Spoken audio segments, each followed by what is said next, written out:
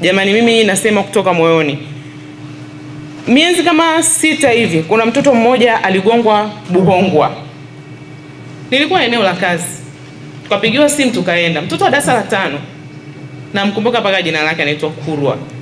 Niliumia sana kwa sababu the time tunambeba ule mtoto, anaomba mpigie mama simu niongee naye. Namba ya simu ya mama, sema sijui. Fungua madaftari, tafuta nyuma, labda hata ameandika. Sasa namba ya simu ya mama tunapata wapi? Sema sijui, ila mpigie. Mpaka tunamuingiza Bugando. Anatulikiwa dripu ya kwanza, yule mtoto akafariki. Lakini maneno yake yote anaomba mpigie mama simu niongee. Mbona muitiki?